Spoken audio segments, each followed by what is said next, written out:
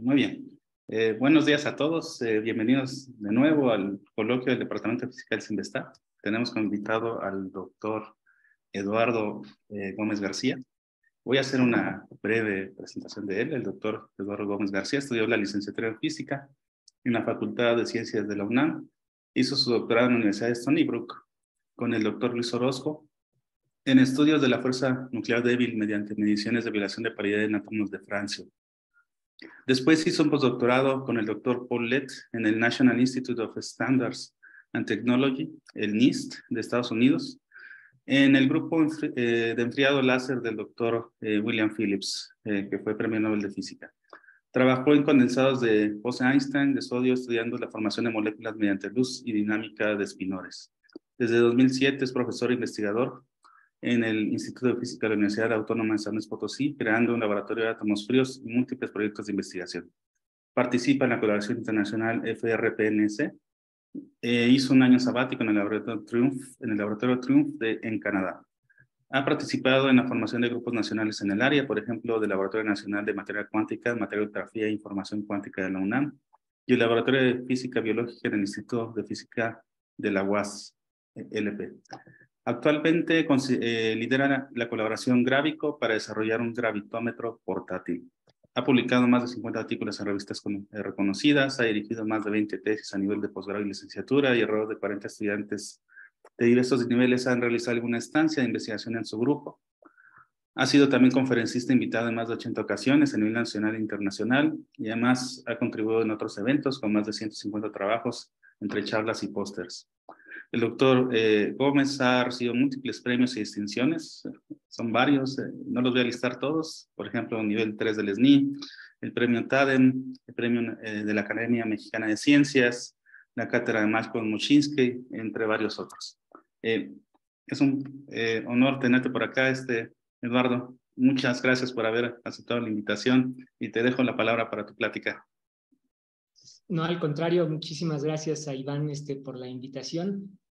Ojalá en un tiempo cercano se pueda regresar a las versiones presenciales, pero mientras tanto, pues sí, ojalá se animen a participar, a preguntar en cualquier momento, siéntanse libres de interrumpir la charla. Si no llegamos al final, no importa, yo honestamente preferiría mucho más tener retroalimentación.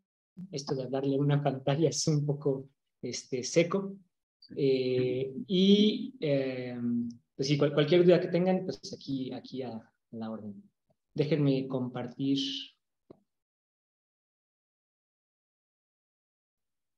¿Sí se alcanza a ver?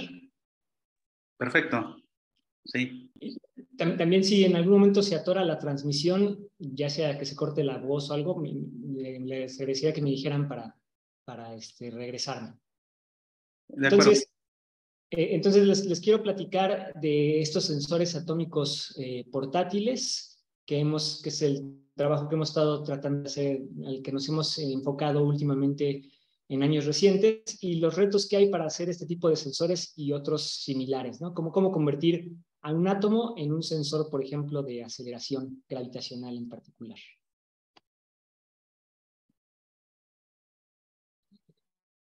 Ahí está. Bueno, entonces, esta plática, estos sensores caen dentro de la categoría de tecnologías cuánticas, que pues todos ya hoy en día hemos escuchado al respecto de ellas, de una u otra manera, y podemos clasificar estas tecnologías cuánticas en 3 grupos grandes. El primero sería computación cuántica, en donde también estoy metiendo la parte de simulación. El otro sería criptografía cuántica, o sea, la transmisión de información. Y por último está la parte de sensores, que es en la que yo me voy a enfocar más. Y en esta parte de sensores, pues hay muchos sensores que se han hecho, que están los relojes atómicos, están los acelerómetros y los gravímetros, que en particular esta parte de gravímetros es en la que yo voy a enfocarme más, que es lo que hemos estado trabajando. Son acelerómetros, pero en la dirección vertical, ¿verdad? En la dirección de la gravedad. Pero también uno puede hacer magnetómetros, giróscopos, antenas y otras cosas.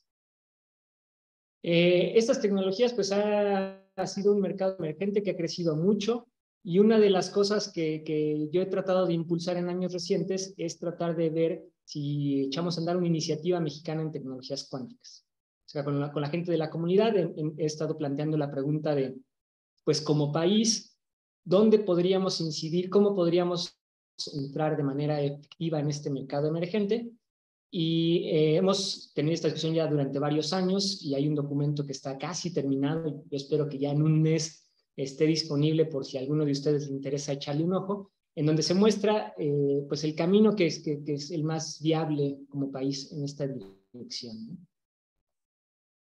Bueno, entonces la primera cosa que quisiera que discutiéramos es, voy a tratar de dar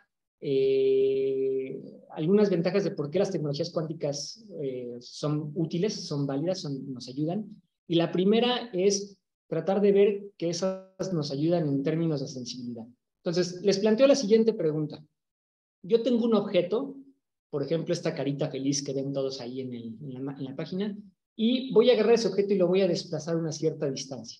Y lo que quiero ver es poder decir cuál es la distancia mínima que lo voy a desplazar y que todavía pueda decir que se movió. Entonces, por ejemplo, si lo muevo 10 centímetros, pues es muy obvio que sí lo moví, pero si lo muevo ya a 1 milímetro, pues ya me va a costar más trabajo. Y entonces la pregunta es, ¿qué utilizarían ustedes para ver el desplazamiento más pequeño de ese objeto, ¿no? ¿Y qué tipo de desplazamientos creen que podrían alcanzar? ¿Sale? Entonces, en su cabeza, traten de pensar ustedes, a ver, si yo quisiera ver un desplazamiento chiquititito, ¿qué utilizaría? Y si utilizo ese aparato, ¿qué tipo de desplazamientos voy a poder ver?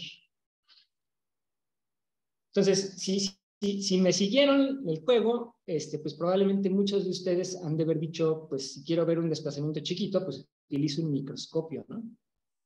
Y si tengo mucha lana, pues igual me compro un microscopio electrónico, ¿no? Y con un microscopio electrónico, pues ahora sí ya puedo ver desplazamientos. En el caso de un microscopio óptico, pues desplazamientos de una micra, ¿no? De 10 a la menos 6 metros. Mientras que si yo utilizo un microscopio electrónico, pues quizá llegue hasta 1 nanómetro, ¿no? 10 a la menos 9 o algo de ese estilo. ¿Sale? Entonces, ahora sí entra la parte cuántica o coherente, debería decir yo. Estas dos cosas hoy en día son muy casi sinónimos. Entonces, yo podría hacer esta medición, en vez de hacerla como estábamos diciendo, ahí está el desplazamiento. ¿Qué tal si ahora la pongo con un interferómetro de Michelson? Yo mido el desplazamiento de manera interferométrica. Noten que este interferómetro es algo que cualquiera de ustedes podría ir al laboratorio que tengan ahí en el Simvestab y armarlo en menos de una media hora, ya está listo su interferómetro, ¿no? Entonces, en el interferómetro lo que tengo es un haz de luz que se divide en dos. Uno choca con este espejo de referencia y otro choca con mi objeto, y estos dos interfieren en un detector. Y fíjense que cuando yo lo ponga en alguna cierta posición, pues yo voy a tener, por ejemplo, interferencia constructiva. ¿Y qué quiere decir eso? Pues que en el detector yo vería mucha luz, ¿no? Pero si ahora yo muevo el objeto, y basta que yo lo mueva 1/4 de longitud de onda, yo pasaría de tener interferencia constructiva a tener interferencia destructiva, y en cuyo caso en el detector yo ahora ya no veo nada. Entonces yo tengo un cambio muy, muy drástico, súper evidente, que es pasar de tener mucha luz en el detector a nada, con un cambio de posición de tan solo unas 100, 200 nanómetros. Entonces, fíjense que con un arreglo que ustedes pueden montar desde cero, con muy poquito de dinero, echándole un poquito de ganas, tranquilamente ya podrían tener una sensibilidad de 10 a la menos 9 nanómetros, de 1 nanómetro, ¿no? 10 a la menos 9 metros. Es decir, lograron lo mismo que lo que lograban con un microscopio electrónico que cuesta 20 millones de pesos, ¿no? ¿Cómo fue que lograron esto? Lo lograron gracias a que pueden hacer la medición de manera coherente o de manera cuántica. El coherente, les digo, cuántico es como un sinónimo, ¿no? Entonces, el hecho de haber logrado eso impulsó mi precisión muchísimo, ¿no? Y ya si montan un interferómetro mucho mejor que con más cuidado, pues llegan a lo que ha llegado el LIGO, ¿no? Que puede medir desplazamientos de hasta 10 a menos 20 metros, ¿no? Una cosa espectacular. Órdenes y órdenes de magnitud mejor que lo que podrían hacer con el microscopio muy bueno que ustedes dijeron.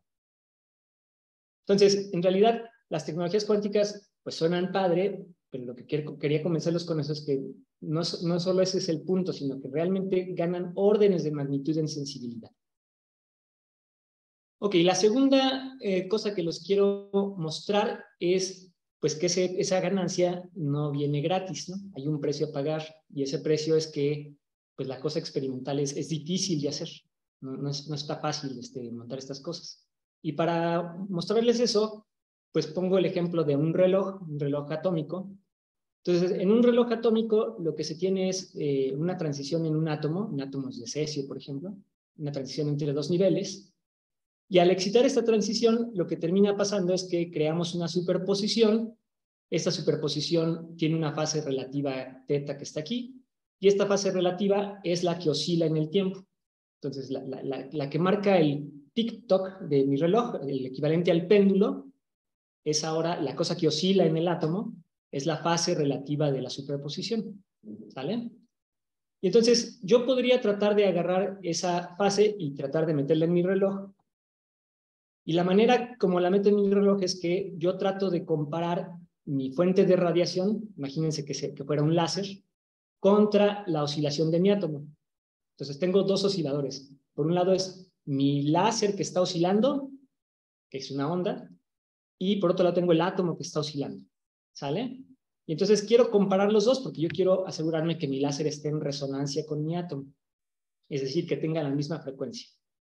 Entonces, la onda aquí roja que estoy poniendo arriba, imagínense que es el átomo, la onda morada que está abajo, imagínense que es el láser. Y entonces, si yo los comparo, estas dos ondas durante un tiempo corto, pues ahí pareciera que estas dos sí tienen la misma frecuencia, ¿no? Pero si yo quisiera estar bien seguro que estas dos cosas tienen la misma frecuencia, ¿qué necesito hacer? Pues dejarlas oscilar por más tiempo, ¿verdad? Mientras más tiempo las deje oscilar, va a ser más evidente la diferencia de frecuencia entre las dos.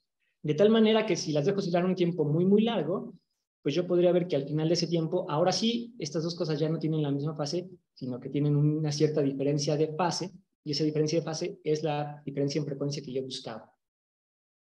Bueno, en el caso de los relojes atómicos, esta comparación de la que estoy hablando, básicamente están comparando estos dos osciladores después de 10 a la 14 oscilaciones en un segundo, porque esa es la frecuencia de la luz en el visible, ¿no?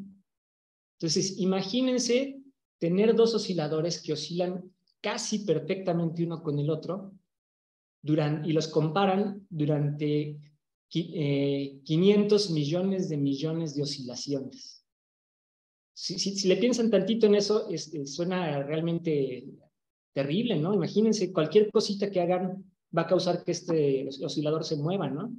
O sea, si la temperatura del cuarto cambia, pues ya cambió la frecuencia de oscilación. Si hay una fluctuación de voltaje en la línea, ya cambió. Si alguien pasa caminando por ahí, también ya cambió.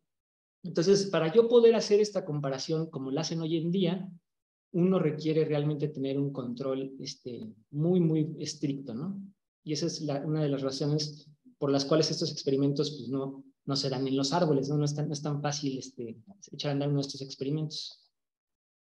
Y noten que lo que estamos haciendo es comparar dos osciladores inicialmente y después de un cierto tiempo, y eso es lo mismo que uno hace en un interferómetro, ¿no? Estamos haciendo un interferómetro.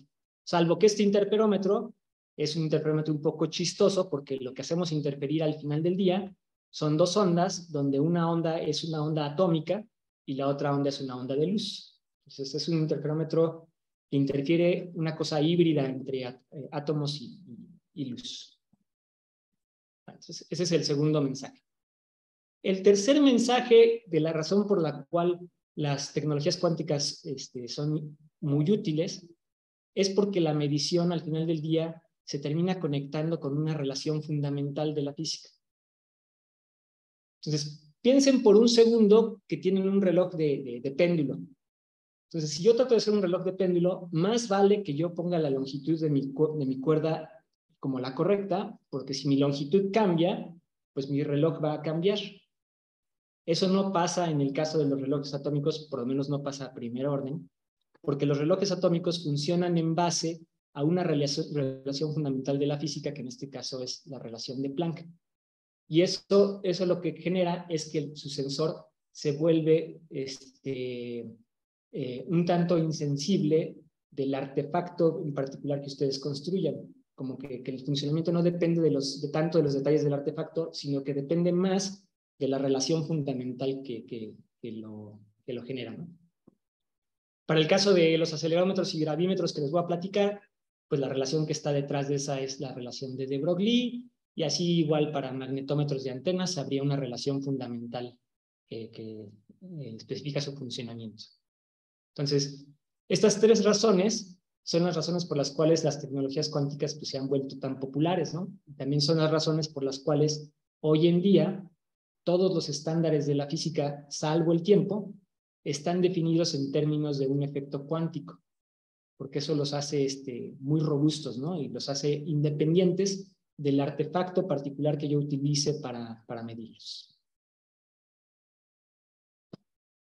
Muy bien. Entonces, ahora sí, ya podemos entrar a gravimetría. Yo lo que quiero entonces es hacer un gravímetro. ¿Qué es un gravímetro? Un dispositivo que mide G chiquita, ¿no? La aceleración de la gravedad en la Tierra. Entonces, ¿cómo mido gravedad?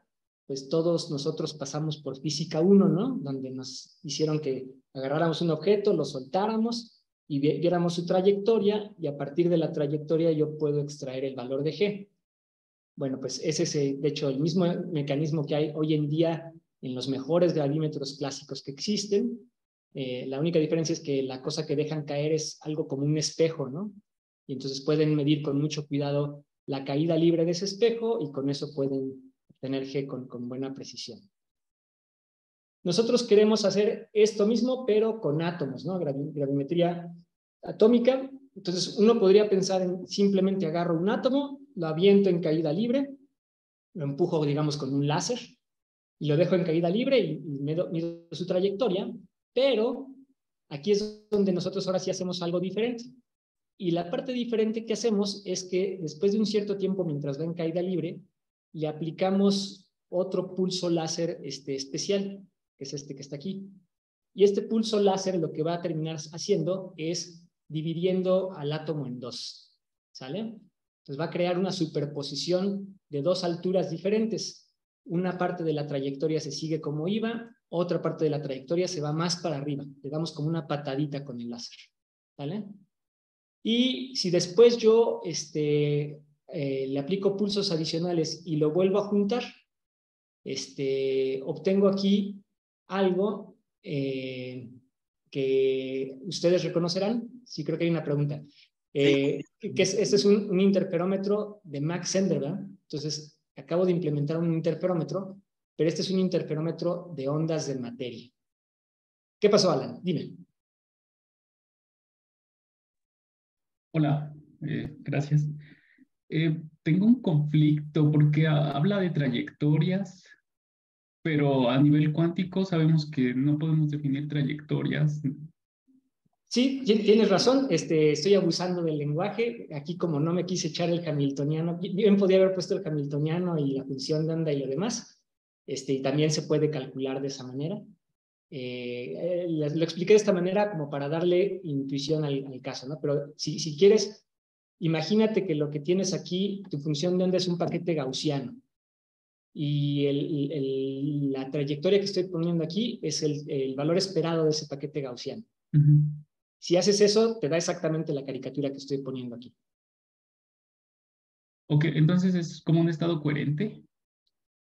Puede ser un estado coherente, sí, y es una manera fácil de entenderlo, pero no tiene por qué ser un estado coherente. Yo podría tener otro estado atómico que fuera el que se me dé la gana, y de todas maneras tener interferencia. Lo único que necesito para tener interferencia es que, sea cual sea la función de onda que yo tenga para mi átomo, lo que necesito es que cuando las vuelva a juntar aquí en este punto, la función de uno y la función del otro sean idénticas. Así sea un estado coherente o lo que tú quieras, lo importante es que sean iguales, porque si son iguales, entonces sí van a interferir muy bien. Ok. Gracias. ¿De qué? Entonces, logré hacer... Ricardo, sí. Sí, Ricardo, dime. Eduardo, aquí que estás enviando este átomo, ayer escuché que envían, pero en vez de un átomo, una nube de átomos, y entonces cuando divides en el primer pulso, como que siento que entendí que dividieron una parte de la nube atómica, una que va más para arriba y otra que se queda abajo. Aquí sí estamos hablando de un átomo individual, o sea, Sí. funciona para eso, y si es un átomo individual, Aquí entonces sí tengo que imaginar que el átomo literal se está partiendo, o sea, sus probabilidades están partiendo y una probabilidad distinta es cero, que el mismo átomo va para arriba y otro va más para abajo. ¿Eso así lo debo entender? Sí, entonces la primera pregunta de que si es una nube, en realidad los experimentos se hacen con una nube que tiene muchos átomos, pero este gas de átomos es un gas muy, muy diluido. Entonces, para fines prácticos, cualquier átomo, su siguiente vecino está muy, muy lejos y nunca interactúa con él.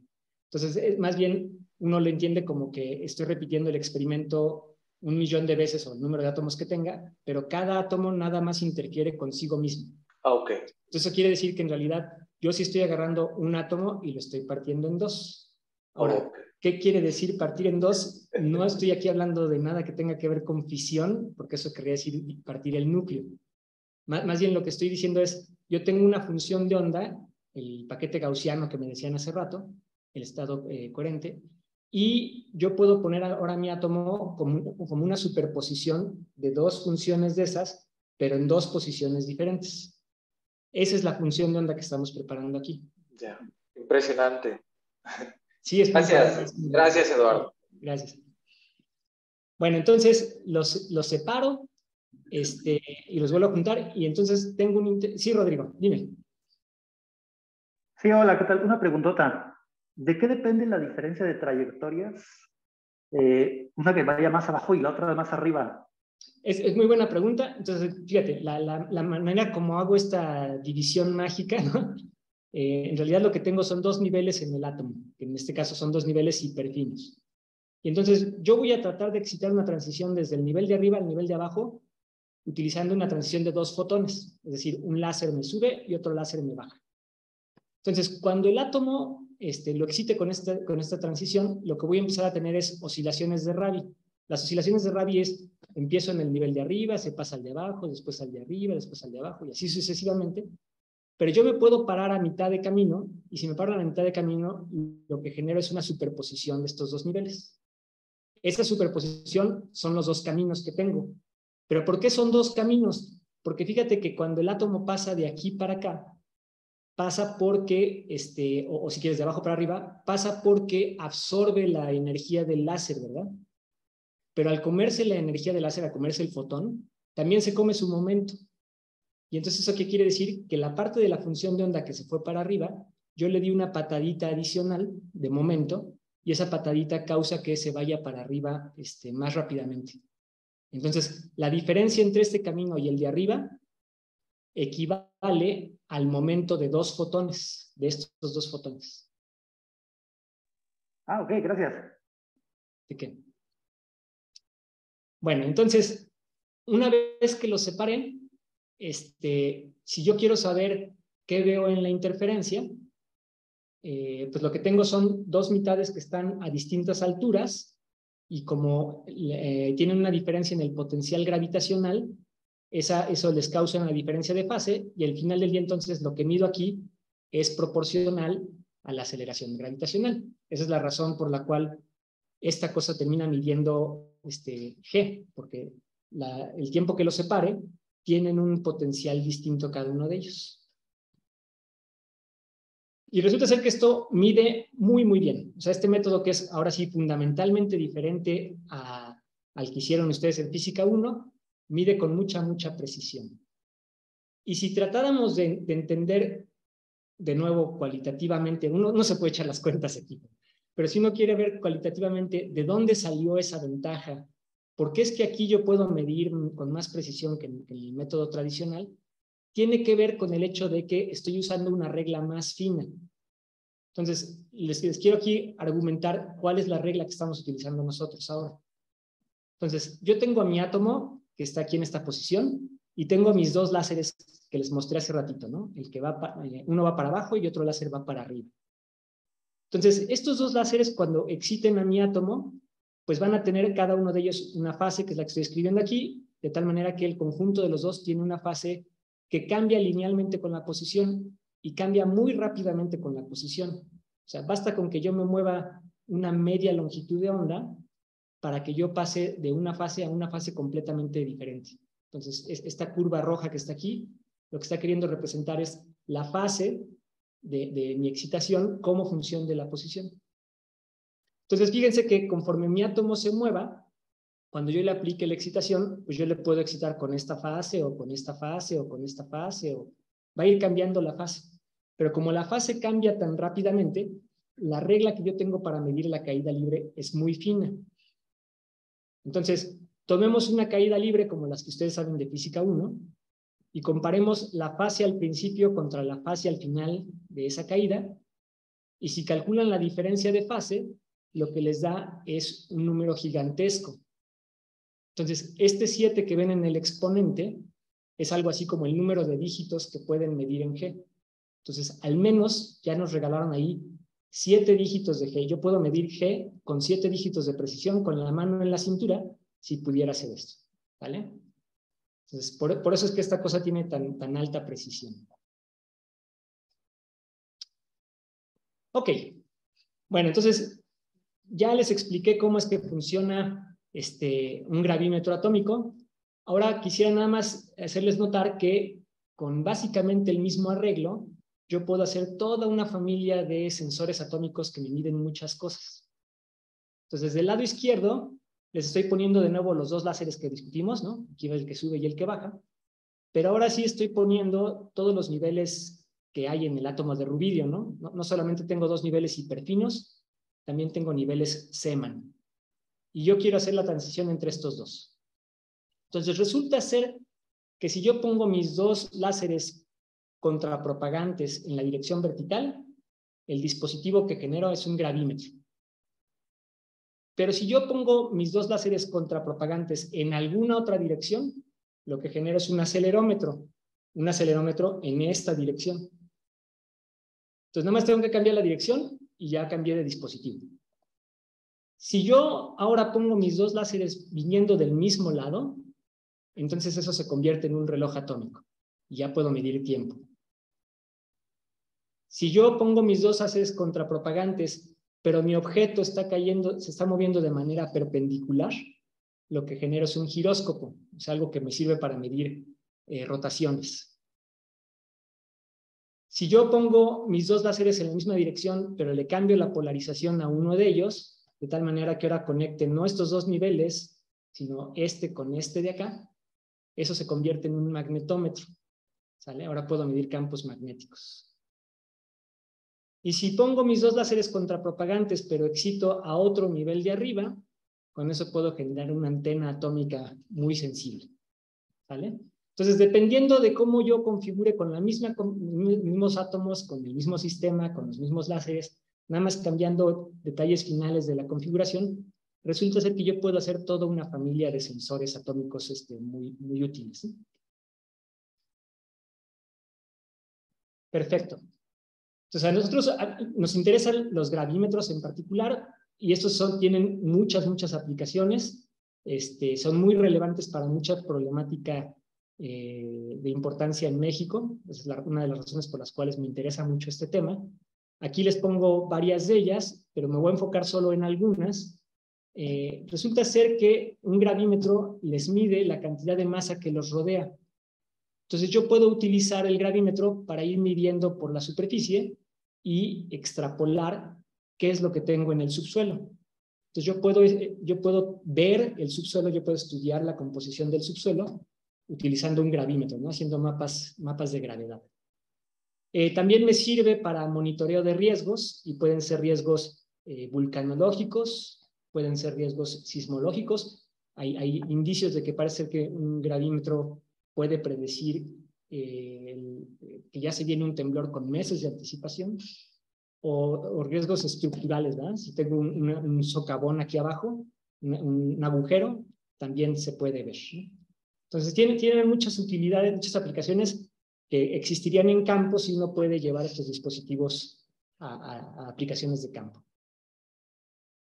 Y conforme más dígitos mida, pues a ustedes les dijeron que la gravedad es 9.8, pero no es cierto, en realidad tiene más dígitos, y mientras más dígitos pueda yo acceder, pues puedo ver cada vez más y más detalles.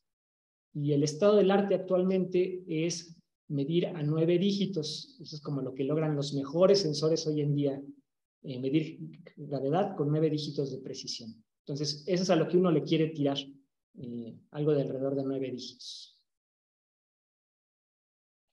Perfecto. Bueno, entonces, con esto ya ahora sí les platiqué de por qué quiere uno un gravímetro, y lo que quiero hacer el resto de la charla es platicarles, ahora sí, de dentro de estas cosas que hay en gravimetría, qué es lo que nosotros como grupo hemos contribuido, qué es lo que mi grupo y mis colaboradores hemos hecho en esta dirección. Entonces, les recuerdo que para hacer la transición en la gravimetría, necesitábamos 2 láseres, ¿verdad? Aquí está uno y aquí está el otro. ¿Cómo genero esos 2 láseres? Pues una manera es, pues me agarro 2 láseres separados, ¿no? Pero me tengo que asegurar que estos 2 láseres tengan una diferencia de frecuencia que corresponda a la de mi transición, pero resulta ser que es más que eso. Como voy a hacer cosas coherentes, me interesa también que los 2 láseres mantengan una relación de fase bien fija entre ellos. Si la fase relativa entre estos dos cambia, ya no alcanzo a ver nada de interferometría. Entonces, poder agarrar 2 láseres y mantenerlos con una separación fija y con una relación de fase bien constante es bien complicado experimentalmente. Usualmente lo que uno hace es, manda los 2 láseres, los juntan, los mandan a un detector, ven el batido que se genera en el detector y utilizan ese batido para retroalimentar a uno de los láseres para mantenerlo fijo, ¿no? Si se empieza a mover, lo regresan, si la fase cambia, la corrigen, ¿sale? Pero hacer esto, de verdad que no es trivial, es una cosa nada sencilla de lograr hacerlo bien.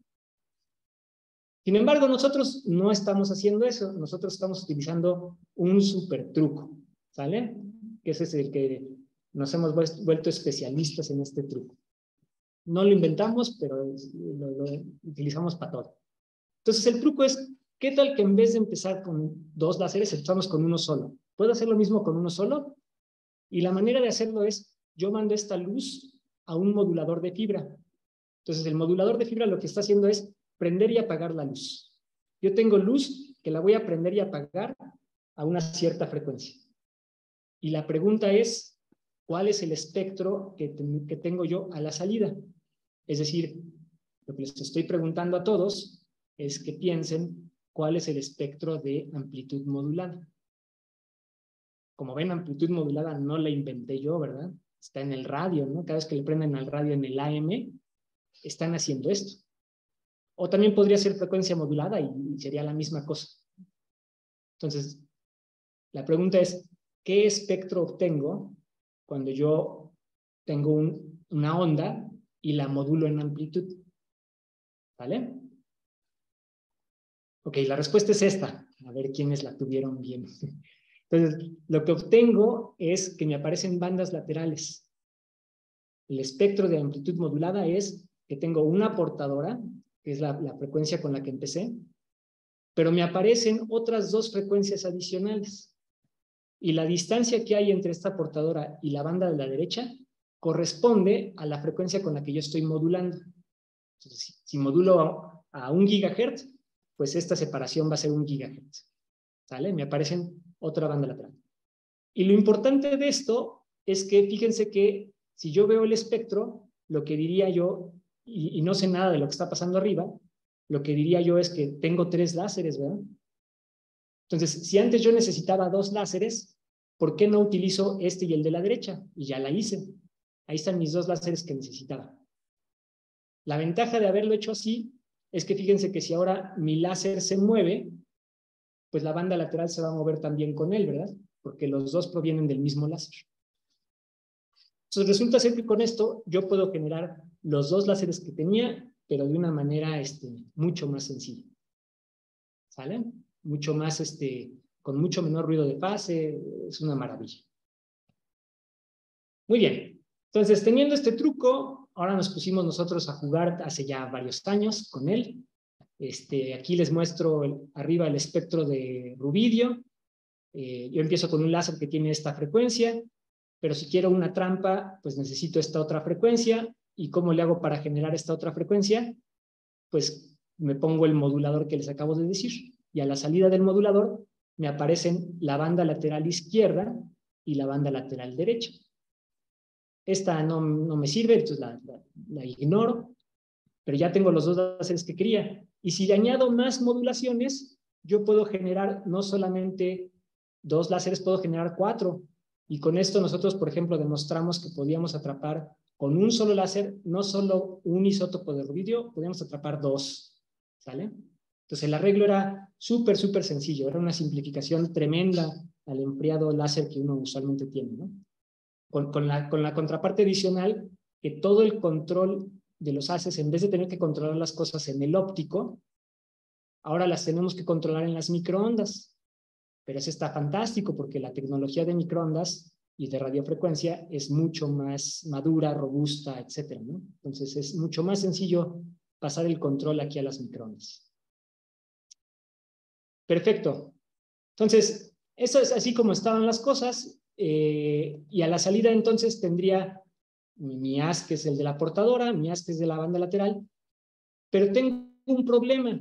Este método tiene un problema. Y el problema es que cuando los láseres salgan del modulador, cuando mis 2 frecuencias salgan del modulador, voy a tener 2 frecuencias que tienen exactamente la misma dirección, tienen exactamente la misma polarización y casi tienen la misma frecuencia. Fíjense la frecuencia de uno y fíjense la frecuencia del otro, es la misma en los primeros 5 dígitos, ¿no? Solamente difieren en frecuencia hasta el 6º dígito. Y resulta ser que hay situaciones en las cuales a mí no me gustaría tener los 2 viajando juntos, ¿verdad? A mí me gustaría mandarlo para la derecha y mandarlo para la izquierda. Entonces, otra pregunta más.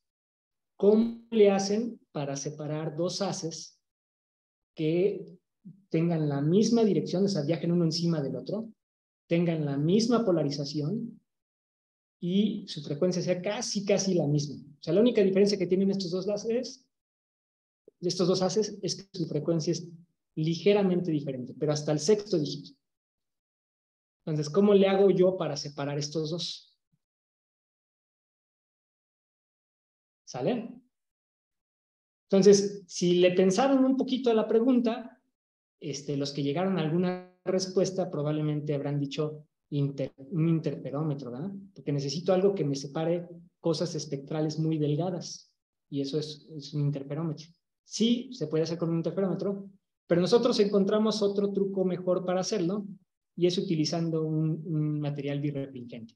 Un material birrefringente muy dispersivo. Entonces utilizamos un cristal de calcita y con ese ahora sí podemos separar los 2, y gracias a eso entonces ahora podemos utilizar en todo su potencial este truco de modulación. Perfecto. Entonces con todo lo anterior, pues empezamos a platicar con otros grupos que también tenían interés en gravimetría en México, y decidimos que sería bueno trabajar entre todos en un proyecto común más ambicioso, y vimos que todos los trucos anteriores que habíamos desarrollado antes se prestaban muy bien para poner en marcha un gravímetro atómico portátil, algo que ya se puede uno llevar para las aplicaciones de campo que les he dicho. Y en esta colaboración, que se llama Gravico, si quieren ver más información de la colaboración, pues pueden visitar la página de la colaboración. En esta colaboración participa la UNAM, el CINVESTAP, ustedes participan, nada más que es el campus Querétaro, el CENAM y la Universidad Autónoma de Sinaloa, y nosotros ahí aquí en la Universidad Autónoma de San Luis Potosí. Y nuestro objetivo es entonces hacer un dispositivo que ahora sí ya uno se lo pueda llevar y utilizarlo en aplicaciones de campo. Perfecto. Entonces, yo les prometí en el título que íbamos a hablar de los retos, ¿verdad? De estos sensores y de estas tecnologías en general. Entonces, pues quiero tomar esta diapositiva como para hablar de la parte de los retos. Si ustedes le entraran hoy en día a gravimetría, la pregunta es, ¿qué podrían hacer? ¿Dónde es que uno se pone a chambear en gravimetría? ¿Ok? Bueno, uno puede trabajar desde el punto de vista de investigación, que es el que más nos apasiona a la mayoría, ¿no? Y en ese sentido, pues yo quiero tener mejores sensores, ¿no? ¿Cómo le hago para tener mejores sensores? Pues una cosa que puedo hacer es tratar de aumentar la sensibilidad de mi sensor. Eso básicamente se logra si yo de alguna manera logro medir durante más tiempo. Si yo pudiera tener a mis átomos más tiempo ahí y medir un tiempo más largo, mi sensitividad se va a ir por las nubes. También uno se da cuenta que vibraciones es un problema serio en gravimetría, Entonces, uno puede tratar de trabajar en dirección de cómo hago un gravímetro que sea menos susceptible a vibraciones, ¿no? Y ahí, de nuevo, hay varias técnicas. Hacer gradiómetros en vez de gravímetros es una opción. Otra dirección de investigación podría ser, cada una de estas es como una carrera, ¿no? O sea, uno podría dedicarse toda su carrera nada más a uno de estos puntos. Entonces, otro sería las aberraciones. Las aberraciones son los haces láseres tienen ciertas imperfecciones en su forma, no es una onda plana, tiene variaciones en la fase, esas se llaman aberraciones, y esa es una de las limitantes hoy en día en gravimetría. Y ahí sí, honestamente, a nadie se le ha ocurrido una buena idea. Uno podría también tratar de ver si puedo hacer gravimetría no con un átomo, como les dije al principio, pero qué tal que ahora sí pudiera agarrar toda una nube y hacerla interferir con toda la nube al mismo tiempo. Eso estaría fantástico y también ayudaría a la sensitividad. Entonces uno podría tratar de dirigirse a hacer gravimetría colectiva. Entonces estas son 4 de las que yo veo como posibles líneas de investigación, pero si lo que a uno le interesa es más bien llevarlo a campo, porque los sensores actuales ya tienen suficiente precisión para la mayoría de las cosas que uno quiere hacer en campo, entonces más bien lo que quiere hacer uno es simplificarlos. Uno quiere mejorar esta cantidad muy común en ingeniería que se llama SWAP-C, ¿verdad? Que tiene que ver con el tamaño, peso, el consumo de potencia y el costo, ¿no? Si uno logra reducir esto, pues eso habilitaría que estos sensores se puedan ir a las aplicaciones de la vida real, que hay muchas, y hacer estos dispositivos más robustos y que midan de manera constante, ¿no? Este más bien es el reto en el que nosotros nos hemos enfocado más. En vez de tratar de aumentar la precisión, que es lo de acá arriba, con la que tenemos, que ya es más que suficiente para los geólogos, por ejemplo, ¿por qué no mejor tratamos en hacerlos realmente para campo, ¿no? Que sí se puedan utilizar. ¿Qué se requiere para simplificarlos? Este gravímetro es el gravímetro, la versión francesa comercial, si lo venden, es el líder en el mercado, ¿no? Aquí hay una laptop como para que se den una idea de la escala. Aquí están los átomos y acá están los láseres y demás. Entonces, esto es a lo que uno quisiera llegar, ¿no? Y en lo que nos hemos enfocado más, sobre todo, para hacerlo chiquito, es en la parte de los láseres. Entonces, les voy a describir brevemente cómo se ve la parte de los láseres. Pues esto negro es la cámara de vacío. Yo le prendo primero unos láseres que me permiten atrapar a los átomos aquí inicialmente. Luego, cambio un poquito mis láseres de manera que pueda aventar a mis átomos hacia arriba. Eso se llama melaza. Después, cuando pasan esta zona, mientras van volando para arriba, cruzan esta región. Ahí le aviento otros láseres que me preparen el estado inicial que quiero. Luego pasan por esta región, aquí es donde hago la separación del átomo, donde hacemos la secuencia interferométrica, y finalmente vuelven a caer, y aquí hago la detección con otros láseres. Entonces, como ven, para hacer toda la secuencia necesito varios láseres en varias direcciones con varias frecuencias involucradas, ¿vale? Y esa parte de los láseres, pues ocupa estas 2 cajas. Gran parte del tamaño es culpa de los láseres y de la alimentación que sí tienen estos láseres. Si yo lo pudiera reducir, yo reduzco el número de mis láseres y reduzco también las alimentaciones que necesito para eso. Entonces gano 2 veces. Y ya vimos este trucazo con el cual, partiendo de un láser, puedo generar todos los que quiera, ¿no? Entonces ahora sí, les presento el sistema láser de Grávico. El sistema láser de Grávico es el sistema láser más simple que hay para sensores de este estilo. Consiste de un solo láser que pasa por un solo modulador que me da todas las frecuencias que necesito. Luego lo amplificamos y después pasa por un switch que me puede direccionar en qué dirección lo necesito. ¿Sale? Nada más para que vean que esto sí es un sistema muy simple, les puedo poner una comparación contra otros de los que están hoy en día en otros grupos, y pues fíjense qué complicado está esto, ¿no? Y tiene 4 láseres, aquí 4 moduladores, amplificadores, dobladores de frecuencias, es un monstruo de cosas. ¿Sale? Entonces, yo empiezo con un solo láser, yo le prendo la modulación para generar todos los láseres que necesito y luego con el switch este que les decía, lo puedo direccionar a la fibra que lo necesito, ¿no? Y acá abajo les muestro una fotografía del sistema electrónico de control que ya vive en el mundo de las microondas y la radiofrecuencia y que cabe en una unidad de rack ya chiquita, ¿no? Este fue el trabajo doctoral de uno de mis estudiantes. Un sistema bastante complejo, pero que ya me permite tener ahora sí el control completo para un sistema, sea cual sea el sensor que quiera hacer. Gravímetro, magnetómetro, acelerómetro, etcétera, ¿no? Serviría para todos. La colaboración, entonces, cada institución se encarga de una parte, en particular el Sinvestav allá en Querétaro, están a cargo del sistema de vacío. Entonces ellos están construyendo esta cámara, que es donde vamos a atrapar y aventar a los átomos, ¿no? Con toda su óptica asociada. Y en ese grupo, pues están sus colegas Mauricio López, Karina Jiménez y Nil Corso, que son los profesores a cargo, con el apoyo técnico de Joaquín Raboño, y los estudiantes involucrados son Andrés Medina, Cristian López y Helmut Peña, cada uno en un aspecto diferente del sistema.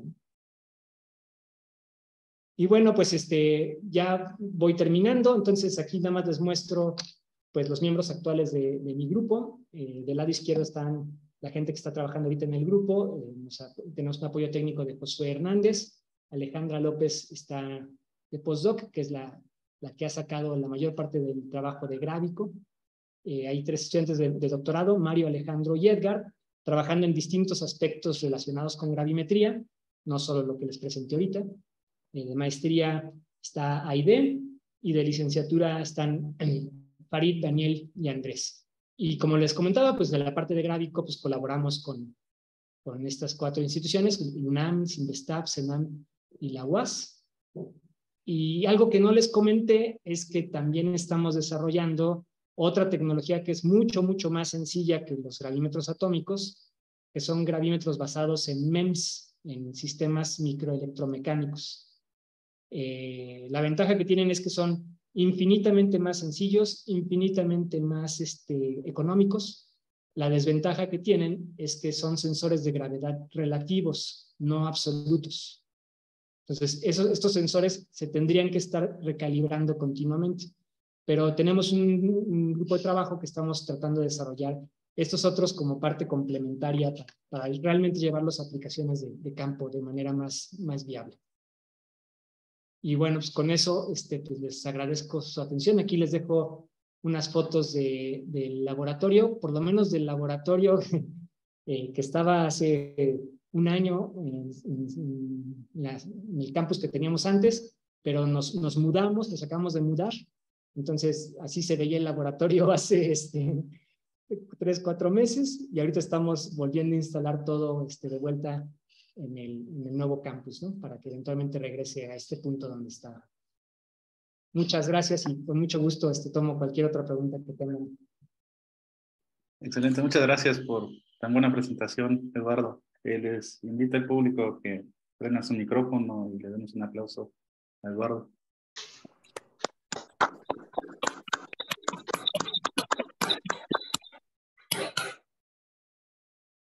Muchas gracias de nuevo. Y bueno, pues entonces entramos a la sesión de preguntas.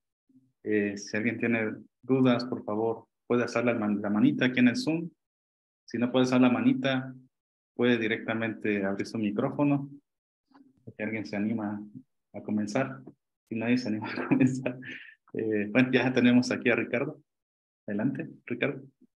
Eduardo, gracias por la charla. No, siempre excelente. Una duda, si puedes mostrar la imagen del gravímetro que tienes, que mostraste, el mexicano. A ver. ¿Esta te refieres? Ah, ándale, esa que mostraste. Okay. Aquí me entró la duda. ¿Ya sería el portátil? No lo veo medio portátil, o a ver si nos puedes platicar un poco de eso. Ok, sí, entonces, si estabas esperando ver una USB, no vamos a llegar a ese tamaño. todavía siguen siendo muy voluminosos. Si quieres, antes del nuestro, pues te muestro el que es el líder del mercado hoy en día, pues es este, ¿no? O sea, si es portátil en el sentido de que puedes cargar esta caja y esta caja y esta caja, pero no creo que te lo puedas llevar en la bolsa, en el bolsillo todavía, ¿no? No, sí me refería a al menos trasladarlo, o sea, no en la bolsa, pero sí moverlo, ¿no? Sí. O sea, no se meterlo en un carro quizá, ¿no?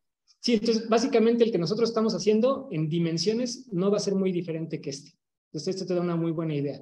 Y también está hecho en 3 módulos separados. Entonces tú puedes llevarte los 3 módulos por separado, llegas al lugar donde vas a medir, nada más los enchufas y ya medirías. Ya.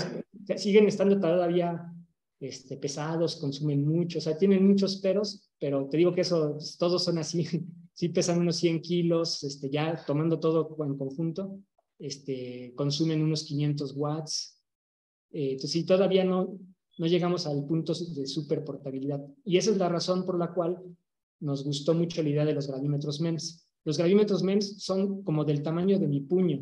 El gravímetro completo es como de este tamaño. El consumo ahora sí es con una pila. El peso son 3 kilos, una cosa de ese estilo.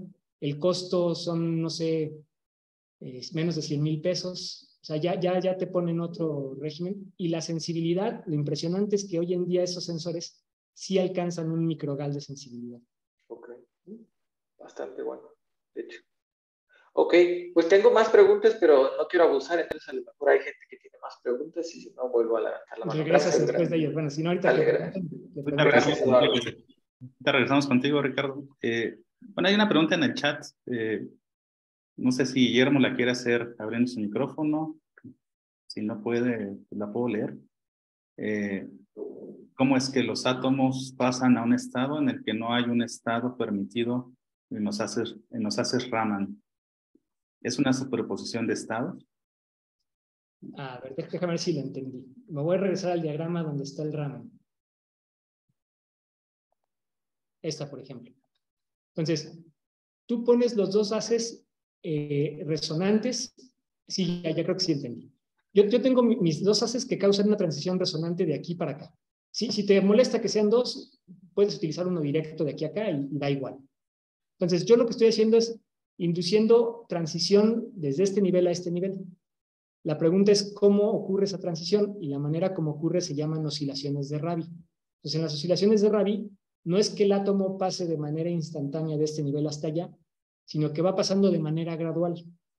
El que pase de manera gradual quiere decir que cuando tú escribas tu estado como una superposición de los dos, tú empiezas con todo el átomo en un estado, es decir, la superposición es 0 y 1 en el otro, y conforme pasa el tiempo, este empieza a crecer y el otro decrece hasta que eventualmente es 1 en este y 0 en el otro.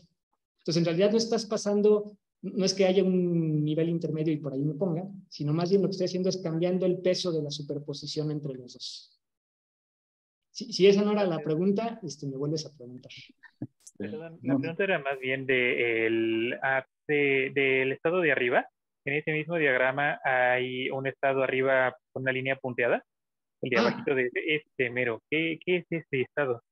Ok, sí. Ok, muy buena pregunta también. Entonces, cuando yo quiero excitar una transición de 2 fotones, tú te puedes imaginar la transición de 2 fotones como que yo pusiera un láser de aquí para el nivel de arriba, que ese sí es un nivel real.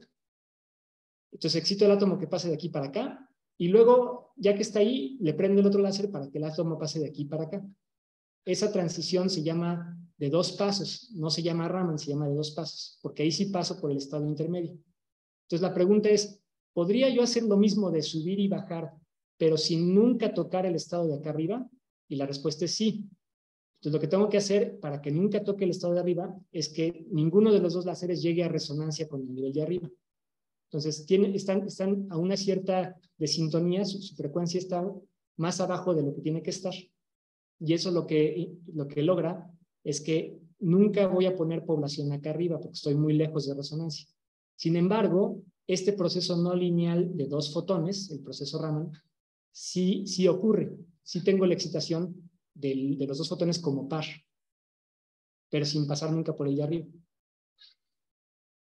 Ok, entonces ese estado Raman, el estado punteado, ¿es una superposición de No, estado. el estado puntuado no existe. Alguna gente sí luego ponen esto y dicen, es un estado virtual. En realidad este estado no existe, aquí no hay nada. Bien la pude haber borrado, no la borro. Así se vería. Entonces nunca llegaste arriba. Ok, gracias. Gracias. Moisés, adelante.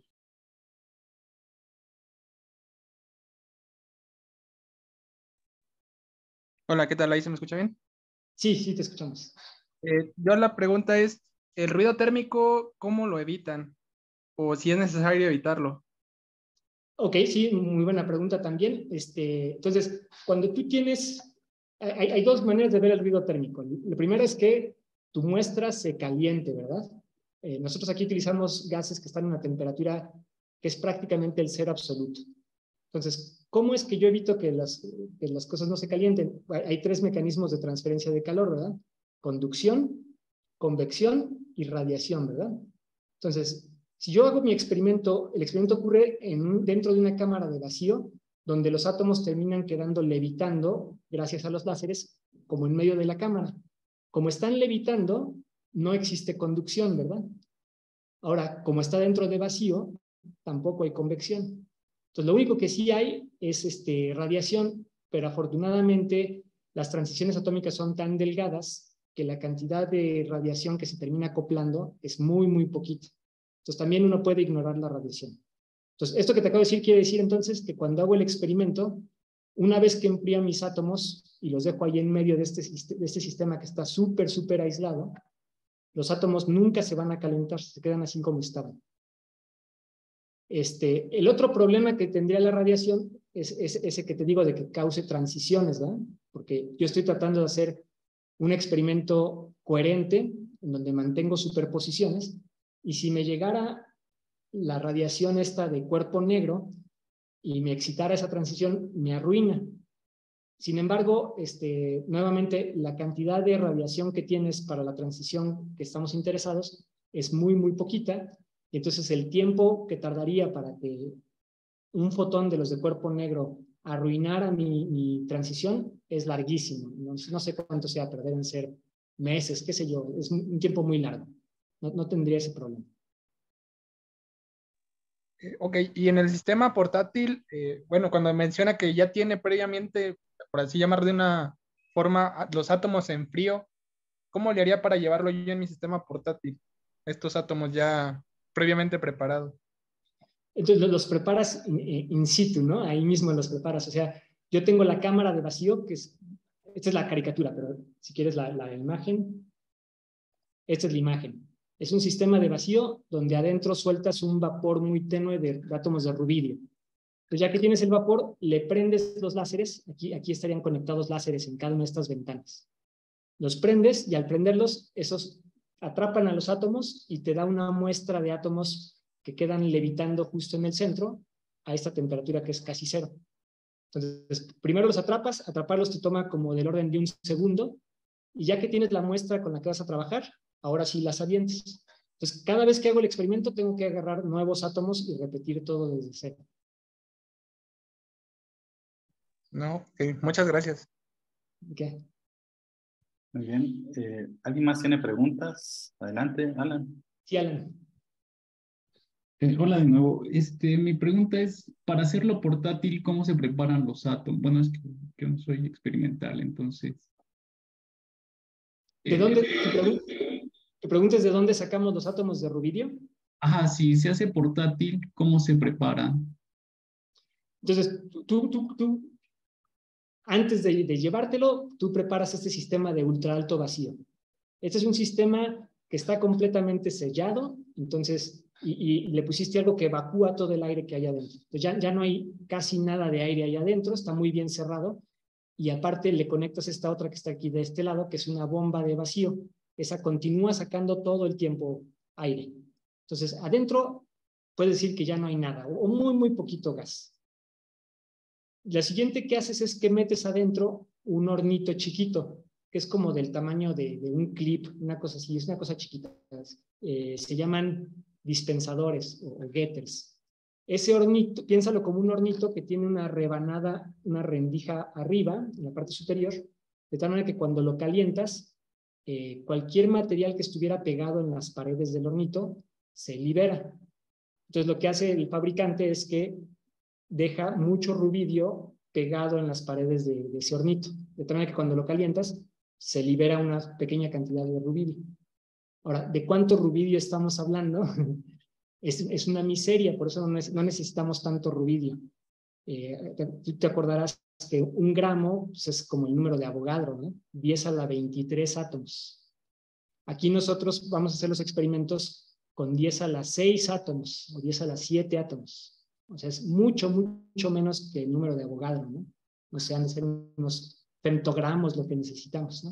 Entonces basta con un poquitito que tengas allá adherido a las paredes para que le prendas y suelte el rubidio.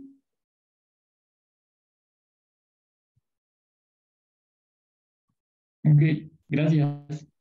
Gracias. Bueno, ¿alguien más tiene preguntas? Creo que alguien se había quedado con dudas. Adelante, Ricardo. Ricardo todavía tenía varias. Sí, yo. Si puedes regresar a la imagen de las aplicaciones donde tenías la tierra y un posible socavón. ¿Esta o la anterior? La anterior. Ajá. Ahí no sé si nos puedas explicar, a lo mejor vale la pena, por ejemplo, detectar, por ejemplo, un socavón, ¿no? O sea, si quisiéramos detectar, por ejemplo, nuestros huesos, ¿no? Uno envía pues, rayos X, ¿no? Pero siento que tienes que, esa imagen que tiene uno, pues que atraviesas, ¿no? En este caso, usando un gravímetro, no vas a aventar nada, ¿no? Entonces, no sé si nos puedas explicar un poco más o menos cómo sería eso. Sí, es una reconstrucción tomográfica, ¿no? Tú en cada posición lo que mides es la aceleración de la gravedad. Entonces, imagínense que tienen un valle muy, muy grande, plano. Y yo me pongo a medir gravedad en todos lados. Hago un mapa de gravedad sobre ese valle. Si de repente lo que tuviera yo es que en la parte central del valle hubiera un socavón, un agujero, una cueva, entonces cuando yo me pare encima de ese punto, la masa que tengo bajo mis pies disminuyó. Eso va a causar entonces que la medición de gravedad en ese punto sea un poquito más pequeña. Entonces lo que vería si yo hiciera un mapa y hiciera las curvas de nivel, vería unos círculos alrededor de esa región. Entonces lo que uno hace es, mides en el plano y a partir de la medición en el plano, haces una reconstrucción tomográfica para inferir lo que hay abajo. Ya. No, pues sí. ¿Y eso de los sismos, tienes alguna idea? Medio lo mencionaste también. Sí. Ahí cómo está, porque ahí no creo que haya este tipo de medición topográfica. ¿Y cómo sería? Entonces, eso es una perspectiva que a mí se me hace muy emocionante.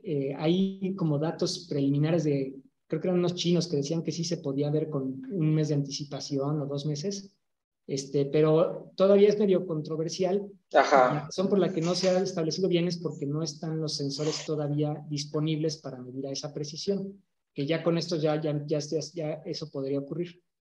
Yo lo que entiendo es lo siguiente. Si yo tengo 2 placas tectónicas y estas 2 placas se empiezan a mover y se empiezan a presionar una contra la otra, eso eventualmente cuando se presionan mucho y se deslizan, pues ocurre el temblor, ¿no? Pero si yo tuviera un sensor gravitacional arriba y mido antes de que eso ocurra, conforme se presionan las placas tectónicas, la densidad en esa franja aumentaría mucho y entonces lo que vería yo es una anomalía gravitacional en el tiempo. En vez de que esté constante, de repente, boom, sube. Y lo que han visto en estas gráficas es que sube y de repente, pum, viene el temblor y se baja, ¿no? Pero te avisa ya desde el punto donde empezó a subirse peligrosamente, digamos. Ya entendí. Ok. No, ya. Impresionante. Sí, no, genial, ¿no? Hay mucho potencial aquí. Felicidades nuevamente a ti y a todo el equipo y todas las colaboraciones. Es un trabajo impresionante y felicidades, ¿eh? Muchas gracias. Saludos. ¿Qué pasó, Rodrigo?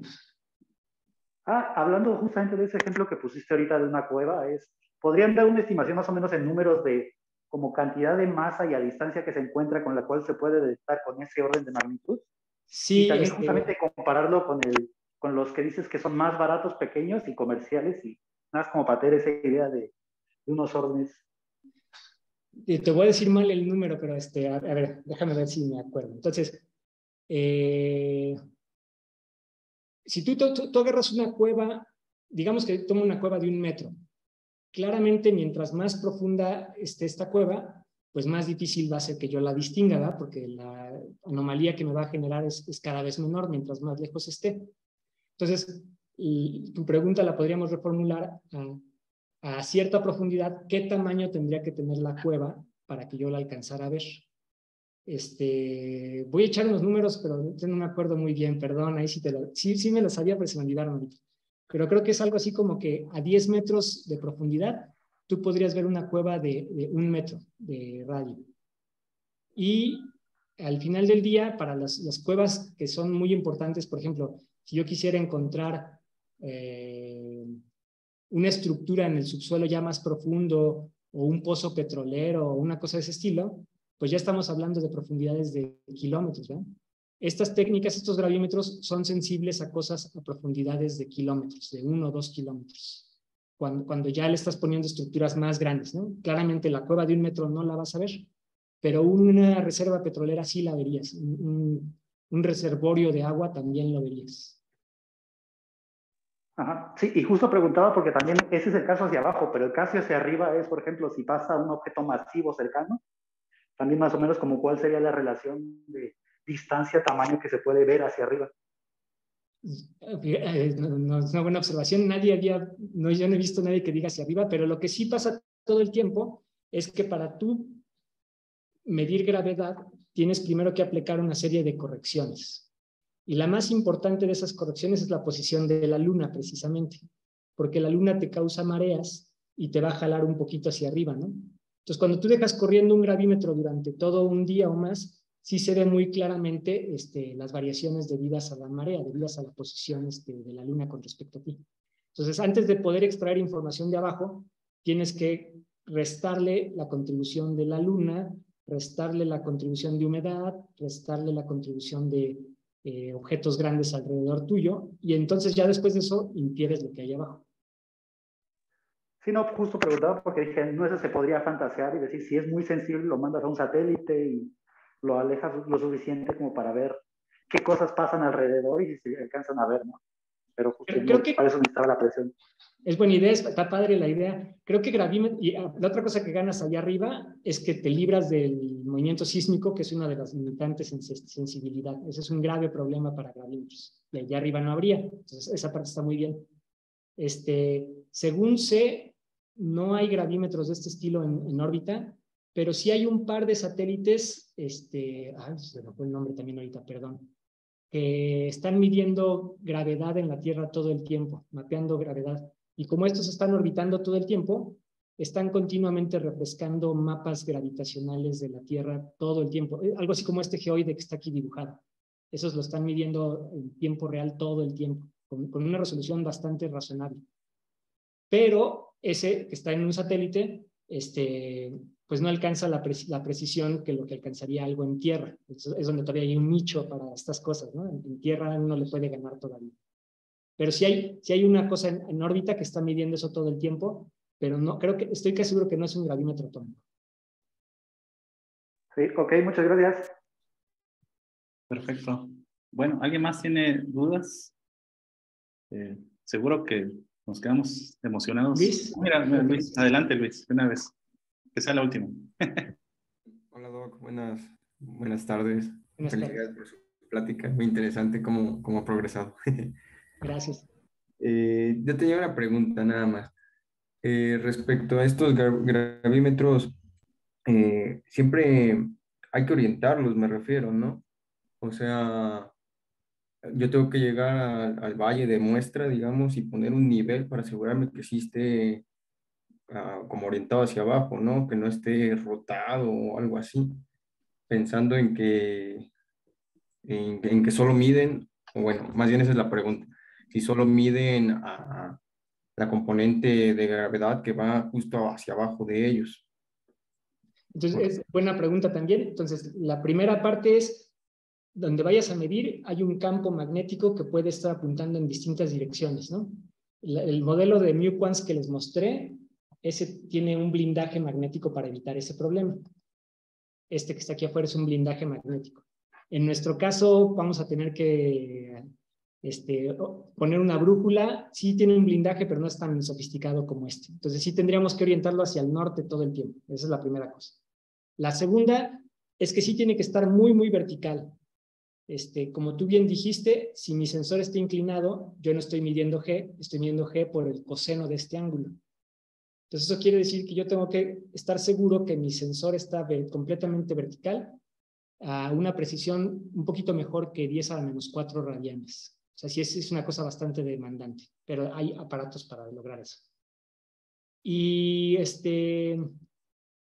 la última es que la posición de tu gravímetro también cambia tu medición, porque resulta ser que la gravedad no es constante, la gravedad varía linealmente con la posición.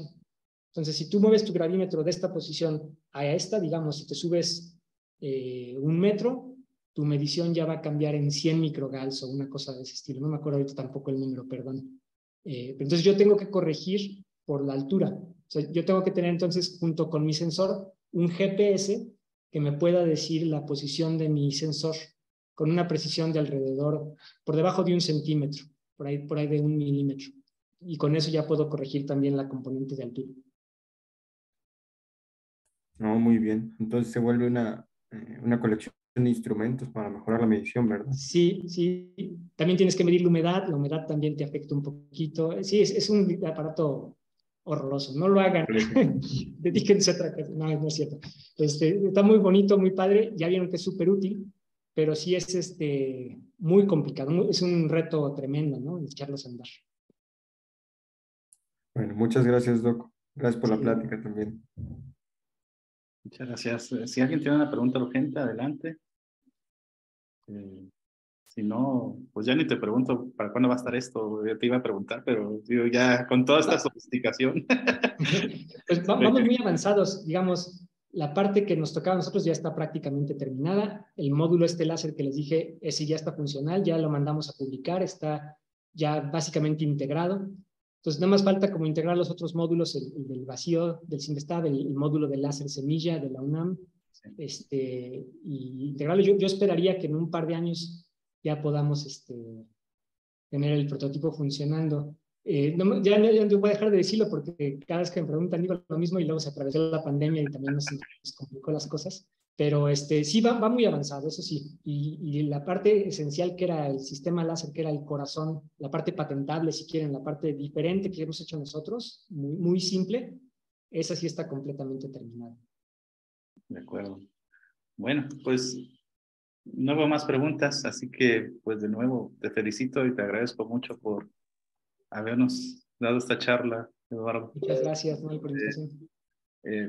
Bueno, los que quedamos aquí les invito otra vez a que abran su micrófono y demos un aplauso. Gracias. Muchas gracias de nuevo, Eduardo. Y bueno, pues ojalá nos podamos ver la próxima vez ahora sí. Presencial. Presencial, paguemos el viaje acá para que nos cuentes. Órale, suena muy bien. Igualmente por acá los esperamos. Muchísimas gracias por todo, Eduardo. Nos vemos también. Cuídense mucho a todos. Gracias, Nos vemos. adiós. Bye.